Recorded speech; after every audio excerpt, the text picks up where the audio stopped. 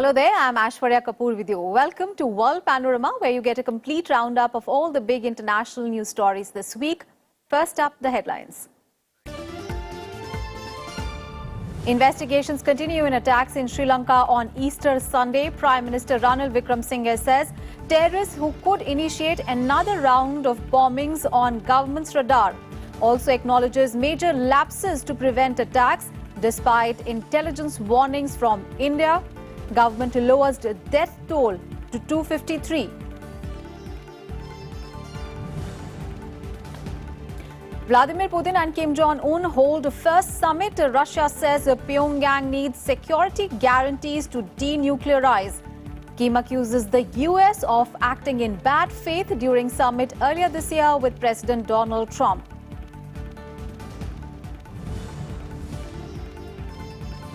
Hong Kong sentences leaders of 2014 democracy protests. Court hands down prison sentences of up to 16 months to 8 leaders on public nuisance offences. Rights activists call sentences as unusually hard amid pressure from Beijing. Egyptian voters approve amendments to allow President Abdel Fattah el-Sisi to remain in power until 2030. 88.8% of those who took part endorsed the proposals. Critics say changes will cement Sisi's authoritarian rule.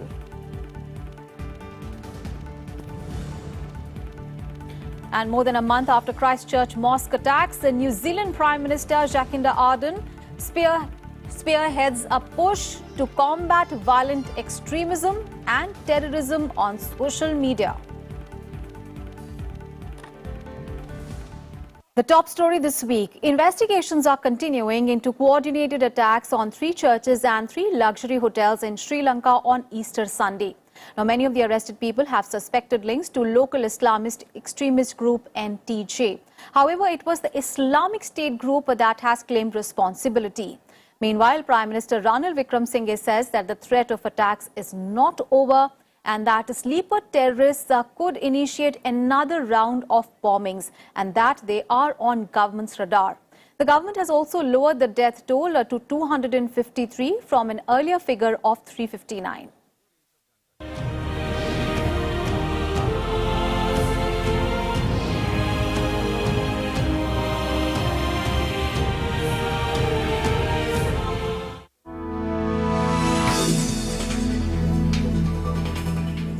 Police officials and forensic experts sifting through the wreckage at the St. Sebastian Church in Nogombo, searching for evidence. This was one of the churches that was targeted in coordinated bomb attacks on Sunday. The near-simultaneous attacks targeted 3 churches packed for Easter services and 3 major hotels in the capital, Colombo. An attack on the 4th hotel on Sunday was foiled.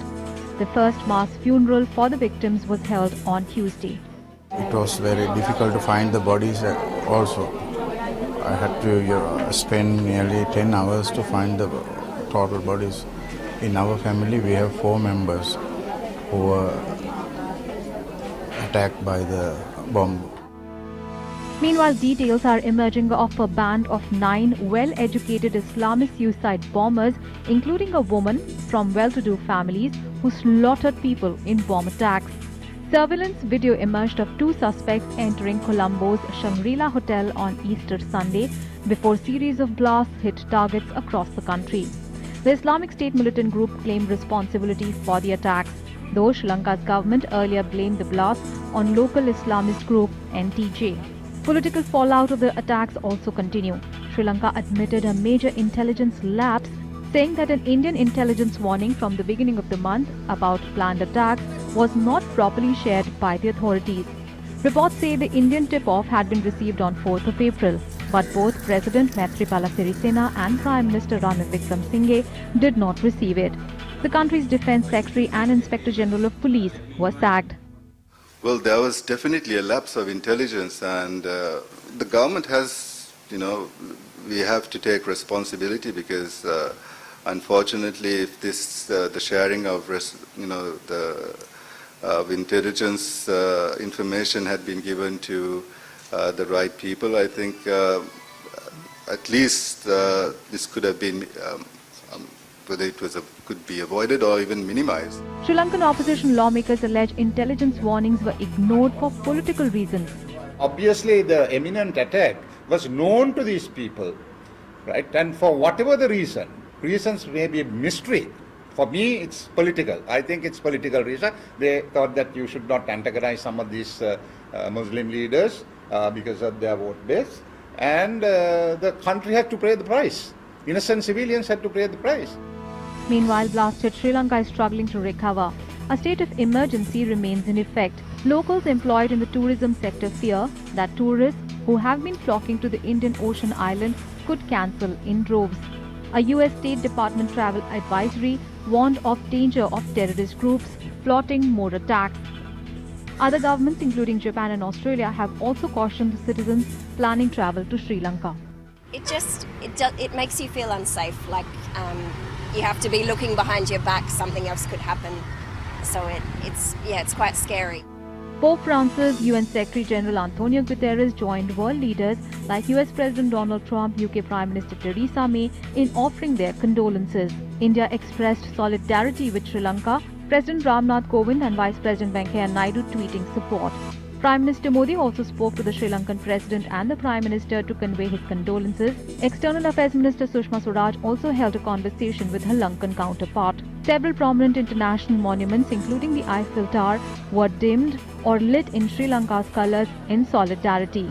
Sri Lanka still remains tense, with police looking for suspects and possible further explosives. Bureau Report, Rajasabha TV. North Korean leader Kim Jong-un and Russian President Vladimir Putin met in Vladivostok to hold talks for the first time ever on Thursday. Putin said that he and Kim discussed denuclearization of the Korean Peninsula, sanctions, and the United States at their summit. Both the leaders expressed confidence that the summit will help assess the Korean Peninsula issues and boost bilateral ties. However, Putin says that Kim Jong-un needs international security guarantees if he is to end his nuclear program, and that such guarantees would need to be offered within a multinational framework. The meeting followed the breakdown of talks between the US and North Korea in February this year.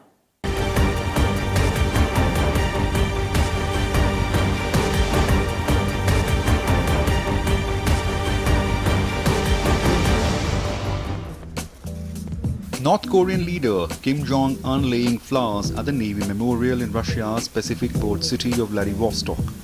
The sun shone briefly as Kim laid reed at S-56 submarine memorial along with local officials.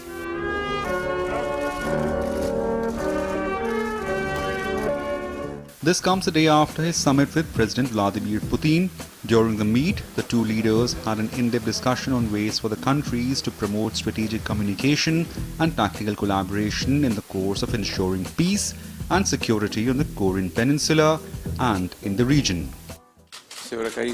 We welcome your efforts to develop the inter-Korean dialogues and normalize North Korean-US relationship. However, Kim accused the US of acting in bad faith during the summit earlier this year with President Donald Trump. He said the situation on the Korean Peninsula and the region is now at standstill and has reached a critical point. He asserted that peace in Korean Peninsula would depend entirely on Washington. It's noteworthy that negotiations between the US and North Korea had broken down during a summit in Vietnam in February, with no deal reached about North Korea's nuclear weapons. This meeting will be very useful in strengthening and developing relationship between the two countries that share long history of friendship and traditions. However, President Putin attempted to act as arbiter, saying Kim needed international security guarantees if he was to end his nuclear program. Kremlin says the six-party talks on North Korea, which are currently stalled, are the only efficient way of addressing the issue of nuclear weapons on the peninsula. Those talks, which began in 2003, involved the two Koreas as well as China, Japan, Russia and the US. After the talks, President Putin also accepted an invitation to visit North Korea. The visit is reported to take place as Kim's Russia's visit is being viewed as an opportunity for North Korea to show it has powerful allies following the breakdown of talks with the US.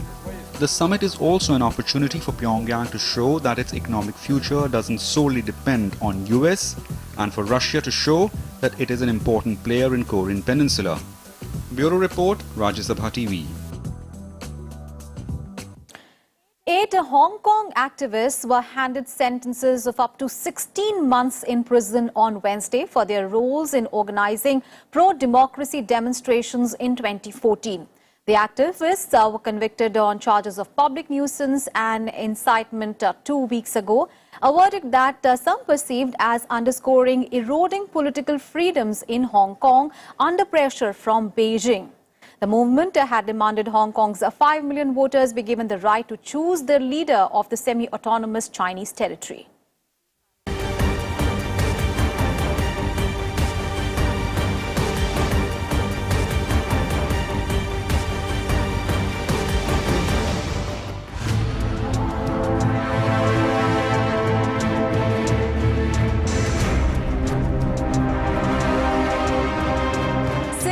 Anger in Hong Kong as its pro-democracy protest leaders were sentenced on Wednesday. 2 of them jailed for 16 months. 4 others received suspended sentences, while one had his sentencing deferred until June. Arriving outside the court for sentencing, the 9 defendants, who included a law professor, 2 lawmakers and former student activists, shouted slogans in favor of universal suffrage and civil disobedience. Several hundred supporters, many wearing yellow bands and holding bright yellow umbrellas, also gathered outside the West Kowloon Law Court. Now, in the verdicts, the judge commented that we are naive, believing that by having an Occupy movement that we can attain democracy. But what else is more naive than believing in one country, 2 systems? The sentencing comes 5 years after the protests rocked the China-ruled city. The Umbrella Movement leaders had in 2014 organized 79 days of pro-democracy protests. The group wanted Hong Kong voters to have the right to choose the city's leader.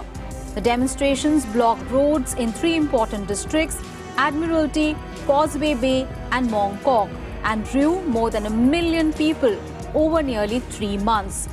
The protests were the largest civil disobedience movement in the city's history.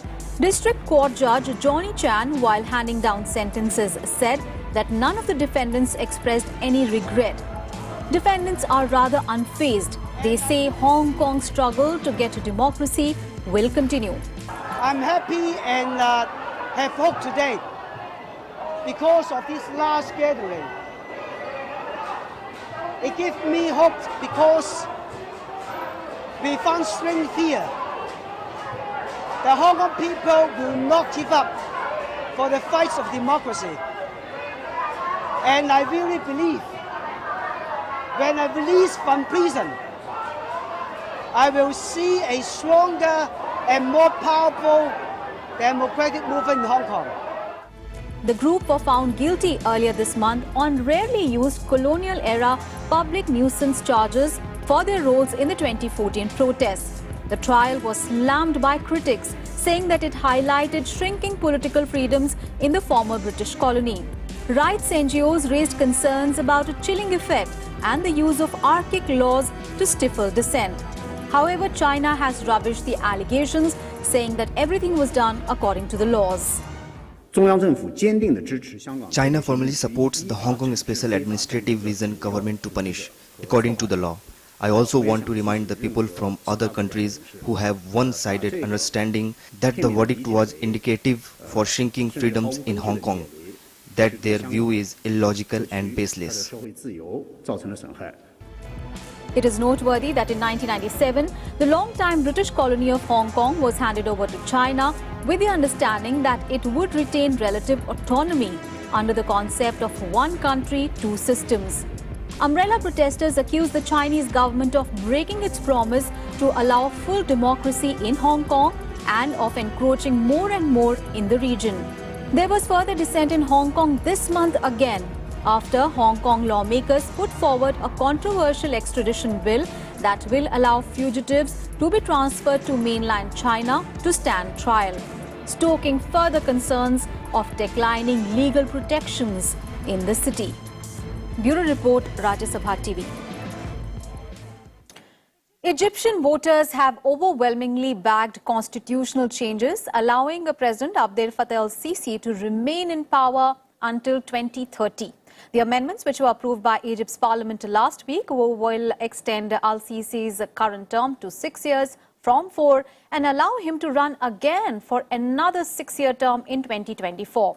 Al-Sisi thanked the Egyptian people for the vote, but critics say that the changes have placed the country on a path to more autocratic rule.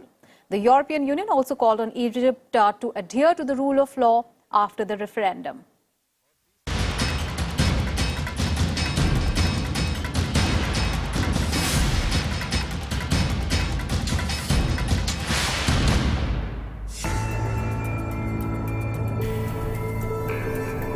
Nearly 90% of Egyptian voters have backed constitutional changes that could see President Abdel Fattah el-Sisi stay in power until 2030. They made their voices known in a referendum which was held for 3 days, 20th to 22nd of April. Egypt's Election Commission announced the results on Tuesday, saying 88.83% of voters had approved the reforms, though the turnout was only 44.3%. The number of those approving the constitutional amendments were more than 23.4 million voters, representing 88.83%. The number of those disapproving the constitutional amendments represent 11.17%. The result means that Sisi's second term has been extended from 4 to 6 years, and he will be allowed to seek one more term in 2024. The 3-day referendum was called after Egypt's parliament overwhelmingly endorsed the proposals, which would also bolster the role of the military and expand the president's power over judicial appointments. Sisi's supporters argue that he has stabilized the country.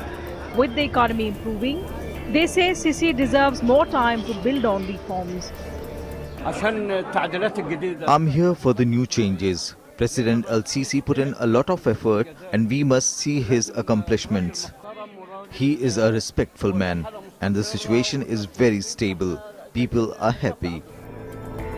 Al-Sisi thanked voters in a Twitter message, saying they dazzled the world with their national awareness of the challenges facing our dear Egypt. He added that the referendum will be recorded with pride in the history of our great nation. But the vote was marred by claims of vote buying, with activists posting pictures on social media purported to show white cardboard boxes packed with groceries handed out to people after they voted.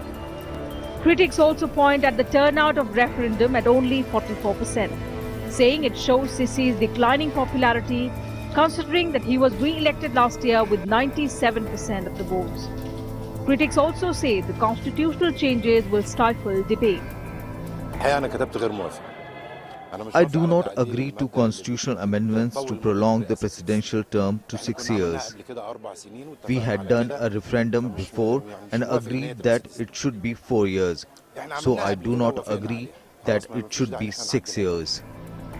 Since early April, the Egyptian capital had been awash with large posters and banners encouraging people to vote in favor of the changes. However, the referendum is widely seen as another step towards restoring authoritarian rule 8 years after a pro-democracy uprising that toppled autocratic President Hosni Mubarak. El-Sisi, a former army general, was elected president in 2014 after Mohamed Morsi, Egypt's first civilian democratically elected president, was toppled in a coup the previous year. Bureau Report, Rajya Sabha TV. Here is a look at some more international news stories in Global Buzz. Former Nissan chairman Carlos Ghosn walked out of a Japanese jail for a second time since his arrest last year on financial misconduct charges. This after he posted a $4.5 million bail on Thursday and agreeing to curbs on contacting his wife. Ghosn has been charged with enriching himself at a cost of $5 million to Nissan, temporarily transferring personal financial losses to his employer's books, and understating his salary during his time at the helm of Japan's number 2 automaker. He has denied all the charges. Ukraine has said that it was simply illegal for Russia to make it easier for the residents of Ukrainian rebel regions to receive Russian passports. During a hastily called meeting on the matter inside the United Nations Security Council on Thursday, Ukraine's ambassador to the UN said that the decision was to tear away the Russian-occupied territories from Ukraine. Remember, Russian President Vladimir Putin had signed an order on Wednesday saying that the residents of Donetsk and Luhansk region of Ukraine were entitled to apply for Russian citizenship under an expedited procedure to be processed within 3 months.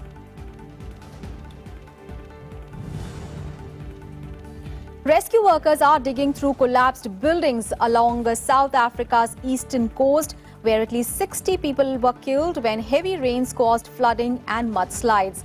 Hundreds of people have been displaced, mainly in the port city of Durban in KwaZulu-Natal province. Footage from local television showed multiple dwellings collapsed in the mudslides. President Cyril Ramaphosa visited the affected communities in KwaZulu-Natal area and told the survivors that he would ensure that all their needs are addressed in every way possible.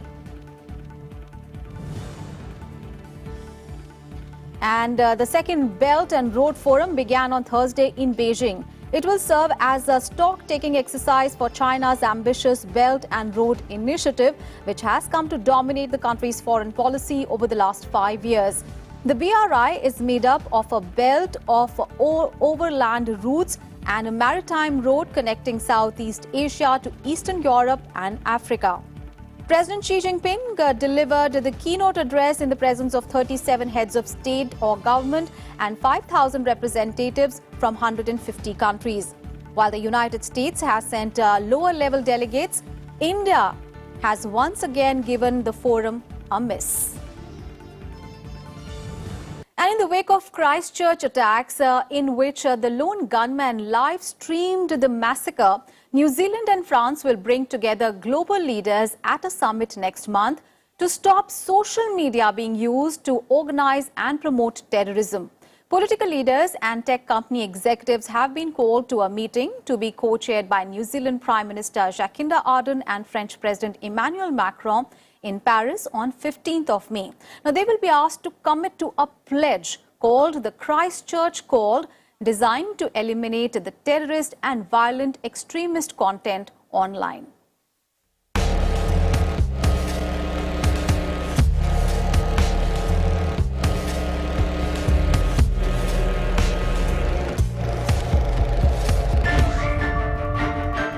It was an attack that New Zealanders say changed them.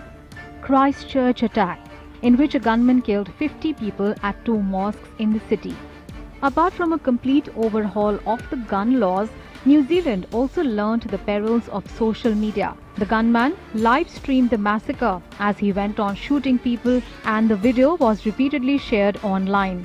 Though it was taken down later, it was shocking how social media was used in an unprecedented way as a tool to promote an act of terrorism and hate. Now, New Zealand and France are leading efforts to stop the use of social media to organize and promote terrorism. That alongside President Emmanuel Macron, we will be co-hosting a meeting in Paris in mid-May in response to the way in which the internet, in particular online platforms, were used during the 15th March terrorist attack. The meeting in Paris on 15th of May will seek to have world leaders and CEOs of tech companies agree to a pledge called the Christchurch Call to eliminate terrorist and violent extremist content online. New Zealand Prime Minister Ardern says she had already spoken to a handful of social media chief executives about the pledge, including Facebook boss Mark Zuckerberg. The meeting will be held in Paris alongside the Tech for Humanity meeting of G7 digital ministers, which France chairs. Our plan, however, is to make sure that we try and build unity around this issue, that we, of course, maintain the principles of a free, open and secure internet, that this isn't about freedom of expression, this is about preventing violent extremism and terrorism online. Christchurch shooting is the latest incident to shine a spotlight on how sites like Facebook, Twitter and YouTube struggle to address extremism on their platforms. While Facebook has promised to explore restriction on live streaming, experts and common men feel there is lots more that needs to be done. Ardern says the regulation of online content challenge needs a global response. There is no question that governments and leaders have their own roles to play here. And this is not about apportioning blame to any one element, for instance, or claiming that, for instance, we can resolve these issues simply by addressing what's happening on online platforms. Absolutely not. Our role, of course, is around social cohesion and around what we're doing to promote diversity and inclusion. So we can't, I think, step away from that responsibility, but nor can internet companies step away from theirs as well. Tackling online extremism is challenged with massive proportions. This can be gauged by the fact that nearly 6 weeks after the Christchurch massacre, social media sites are still struggling to stamp out copies of the gunman's video.